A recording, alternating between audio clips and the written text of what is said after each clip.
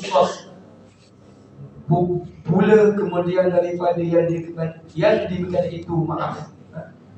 Okey, faman, asalnya faman lah. Ada bawah lah. Matikan dia faman, maka sesiapa.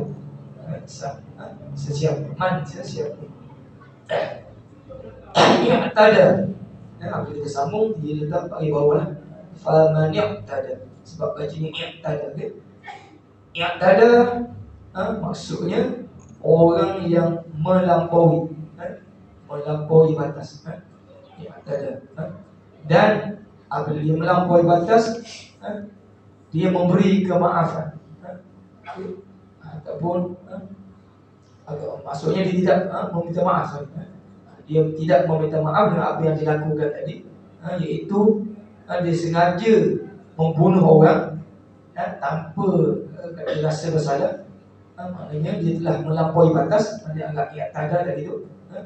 Falahu azabun alim, maka baginya azab yang sangat sakit pada akhirat dengan neraka, atau pada dunia dengan bunuh balas. Maknanya orang yang melampaui batas tadi, membunuh orang dengan sengaja, itu dianggap i'tada, melampaui tanpa sebab bunuh orang kerana benci dan sebagainya, ada dendam dan sebagainya. Macam-macam cara bunuh orang tadi lah. Bukan mesti depan-depan. Ada yang guna cara halus kan, itu bunuh. Tengok mati orang tadi. Maka Allah Ta'ala kata falahu, baginya, falahu bagi orang tadi itu yang membunuhnya, azabun, suatu apa? Azab, seksaan. Okay? Azabnya seksaan. Azab iaitu menyiksa. Azabun iaitu siksaan. Alim, yang sangat pedih. Alim maksudnya daripada perkataan alam. Alama maksudnya merasa pedih. Okay? Alim maksudnya sangat-sangat pedih, sangat-sangat menyakitkan. Okay? Apa dia? Iaitu azab neraka. Kerana Allah dah berfirman, sesiapa yang membunuh dengan sengaja, falahu jahannam, baginya neraka jahannam. Fajaza'u jahannam, maka balasannya neraka jahannam. Kalau dia tak bertaubat, turun betul tu Allah terima kan? Nak terima dosa dia tadi, dia wajib dia bunuh balas. Tapi kalau dia nak lepas diri, dia dibunuh, dia boleh bayar dia, yang kita bincangkan. Tapi kalau dia tak bayar dia, tak dibunuh balas, maknanya tak ada apa-apa akhirat nanti. Memang azab yang sangat pedih. Bahkan di dunia pun dia dah terima hukuman kalau dia tak boleh bayar dia, kan? Dia tak mampu bayar dia, kita bincangkan. Maknanya dia boleh bayar 70 ekor je, atau 80 ekor je, atau 10 ekor je, tak cukup lagi 10 ekor kan? Maka hukum tetap dia bunuh balas, kan? Maknanya dia kira tak sampai 100 ekor, dapat 80 ekor, 85 ekor, maka tak perlu bayar dia tu, dia kena nyawa dia lah. Jadi ganti apa? Ganti rugi lah. Ni lah kata ganti rugi, bukan ganti untung. Maknanya ganti tak dapat untung, dapat rugi kan. Betul lah kita katakan. Maksudnya mau rugi kan. Sebab kena bunuh. Sebab itulah hukuman dunia ni yang bukan selain hukum Allah, rugi lah kalau dia kena. Sebab akhirat dia tidak lepas, kan? Orang yang mencuri memang ada bukti lah, kan? Ada bukti dan cerita. Mana dia mengaku lagi lah, sebab dia kata dia memang dah mengaku salah, kan? Memang betul-betul. Bukan dia kena tekan apa, memang betul-betul mengaku salah. Maka hukuman dunia kena potong tangan, akhirat selamat. Tak kena apa-apa, sebab dia dah jalankan hukuman dia, kan? Allah dah panggil kafarah kan, hapuskan dosa dia, sebab dia dah jalan ke hukuman dunia. Tapi orang yang mencuri, merompak, menyakau, istilah sekarang menyakau kan, dia guna istilah tu. Maknanya kalau betul dia buat, dia dihukum juga dunia, tapi bukan hukum Allah. Contohnya kena penjara, tak lepas, itu ruginya, kan? Kalau dia tak bersalah, dia dipenjarakan, yang berdosa besar siapa? Hakim tu. Hakim tanggung nanti kan. Kau jangan sukses tak sedap jadi hakim. Akhirat kau kena kan terima azab sebab kau dah menganiaya orang. Kalau dia tak bersalah lah kan. Jadi saya tak nak kata bersalah tak bersalah, tapi hakim kata bersalah kan. Tapi belum tentu hakim kata bersalah tu mesti bersalah kan. Jangan kita kata betul tu dia bersalah, tak boleh. Okay? Saya pun tak nak memihak mana-mana. Sebab sikit saya tak tahu kan. Kalau saya tahu, saya pernah bekerja dengan dia, mungkin saya boleh kata betul lah kan.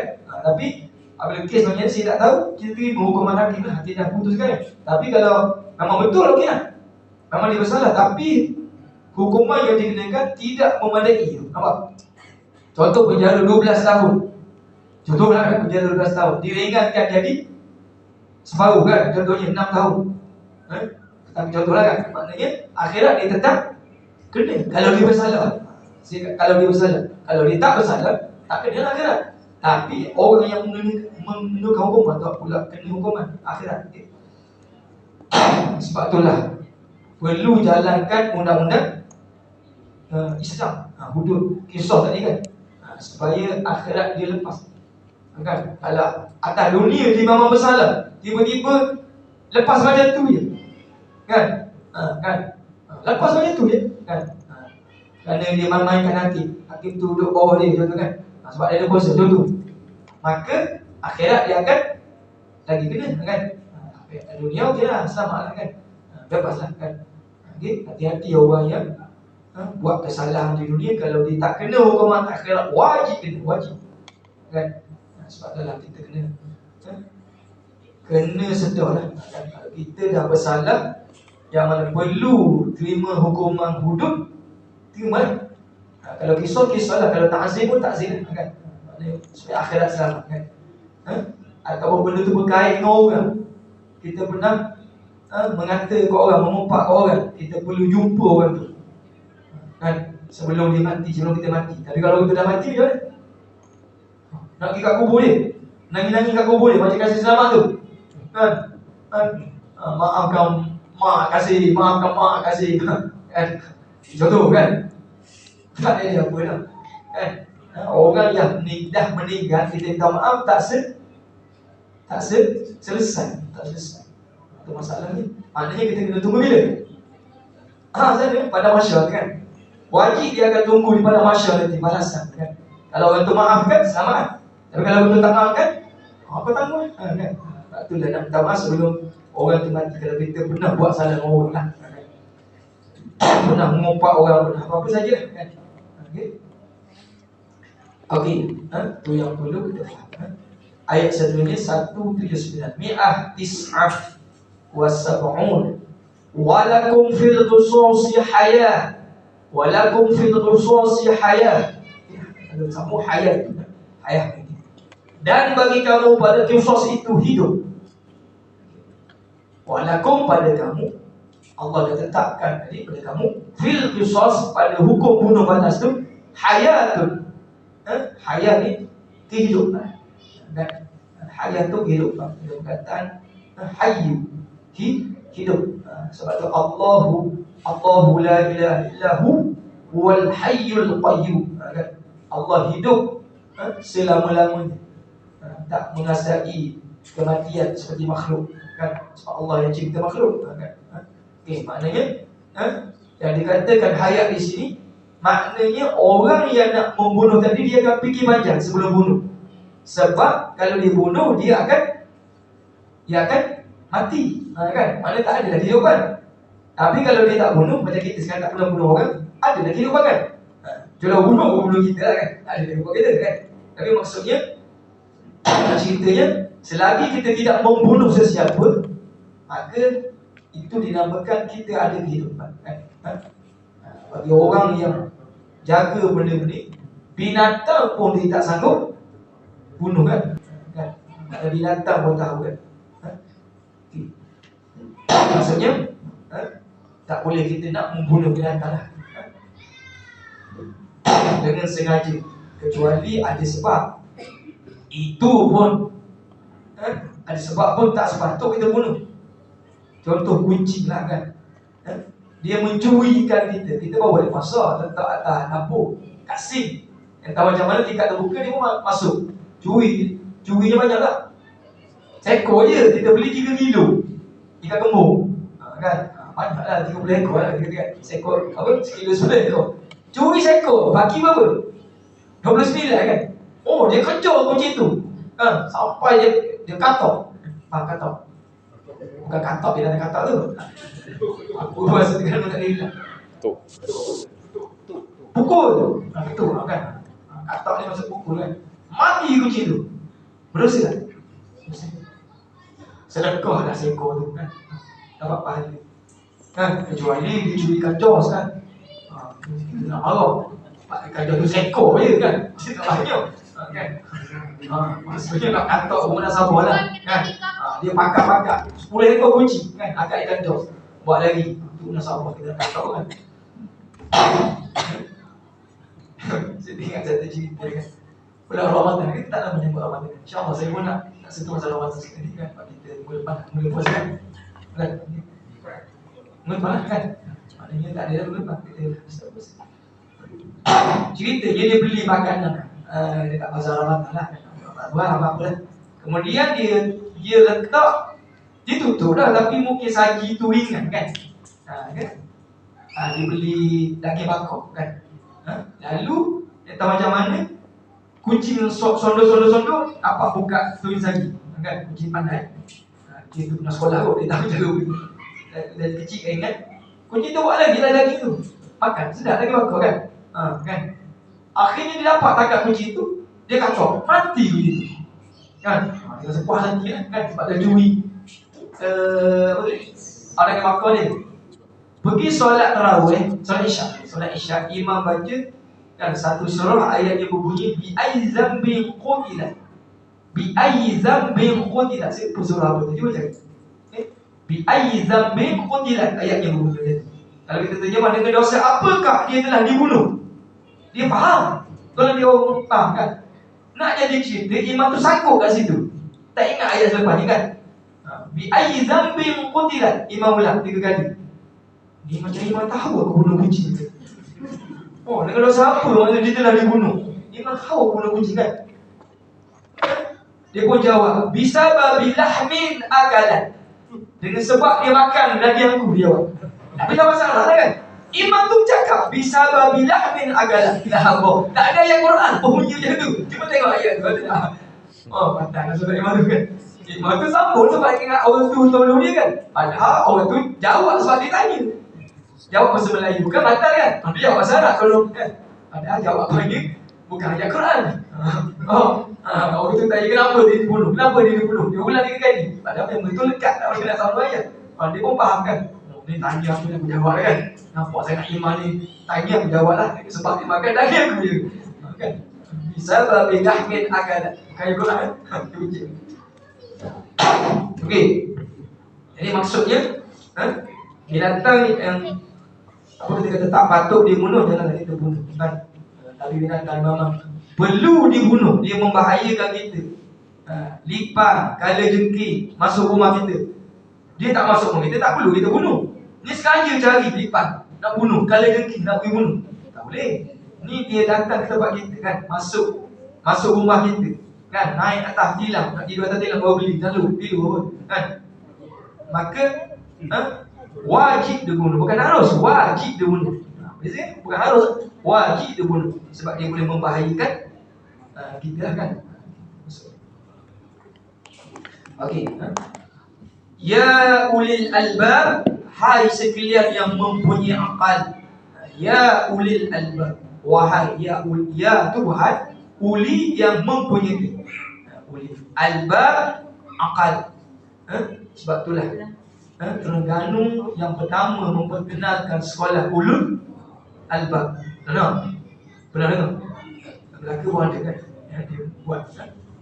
Tapi nak ceritanya ada kaitan kan? Ulul albab maksud yang mempunyai akal kan? Maksudnya orang yang berfikir kan? Kita ni semua tak akal, tapi kadang-kadang kita tak fikir.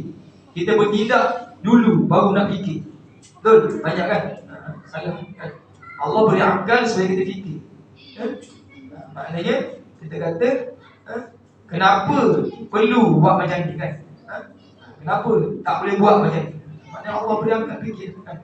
Jangan kita ikut suka je kan. Maknanya orang yang memikirkan untuk hidup, dia tidak akan membunuh sebab dia tahu dia akan mati, kan? Tapi kalau orang tu tidak berfikir, langgar orang, nak marah atas jalan raya, kan? Langgar kereta tak apa, langgar orang, kan? Memang betul, kadang-kadang kita betul, dia salah. Ada waktu dalam atas jalan raya kita salah, dia betul kan? Ada kalanya kita betul, dia salah. Ada kalanya dua-dua salah, kan? Time kita betul, dia salah. Mungkin kita nak marah sebab kita betul kan? Kita langgar pintu kereta dia buka, kita langgar pintu kereta, tercabut pintu kereta. Tak apa, tak boleh kisos, kena ganti pintu kereta je. Tapi dia buka keluar pintu, kita pergi sondok kan? Dia bawa cash, kita punya 4-wheel drive kan? Kan? Boleh sondok kan? Contoh kan? Maknanya mati orang tu contoh. Maknanya kalau begitu kita telah membunuh kan? Memang kita betul masa tu kan? Tapi tak boleh juga, sebab kita dah ambil nyawa orang. Dah faham?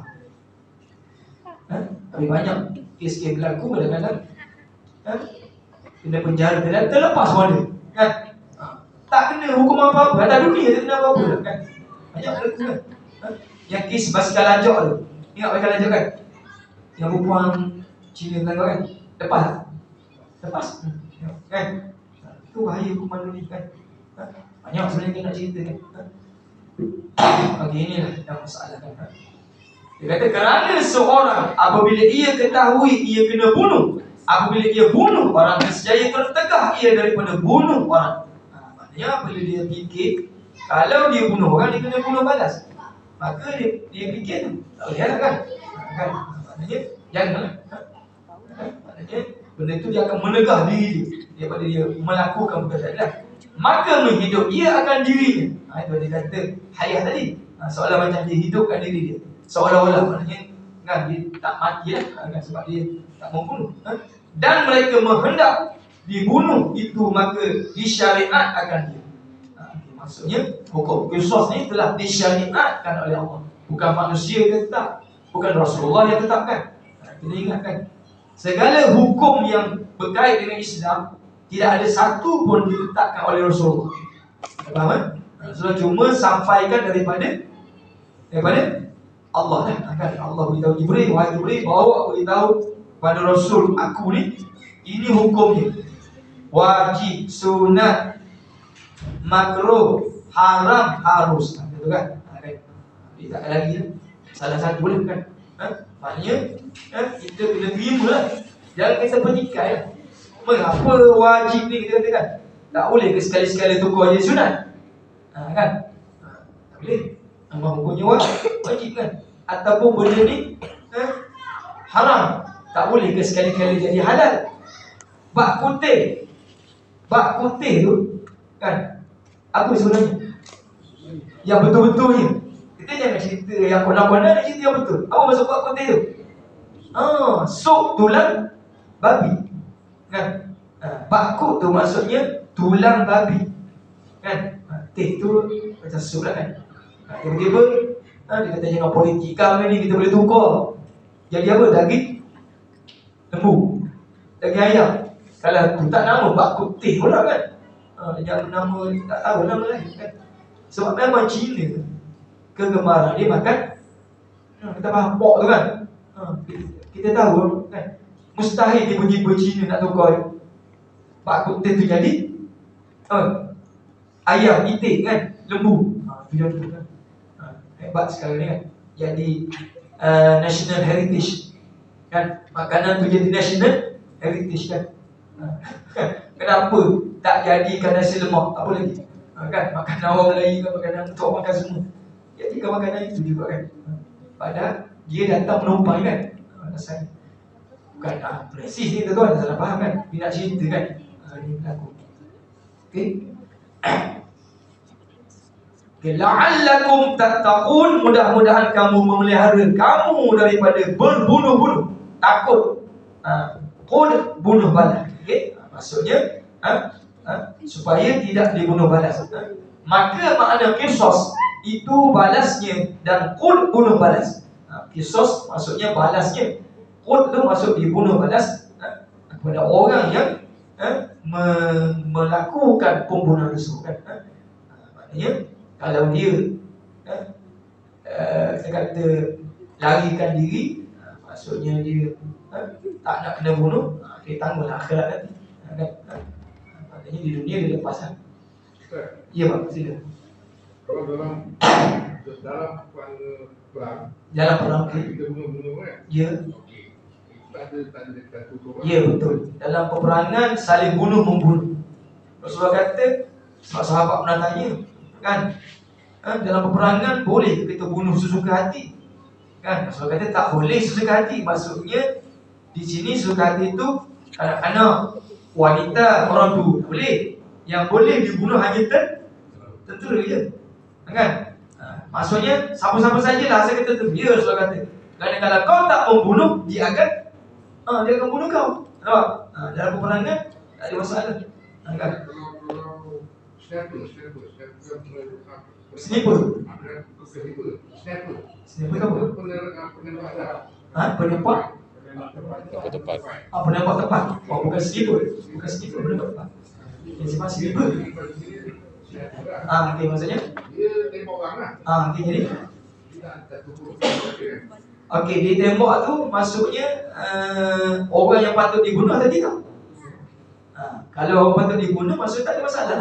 Contohnya orang tu pembunuh kan. Susah nak bunuh dia ni, hebat. Jadi kita paksa cari pembunuh tepat kan? Tak ada masalah. Dia buat kan. Cuma jangan salah bunuh orang kan. Maksudnya tu je, kena faham.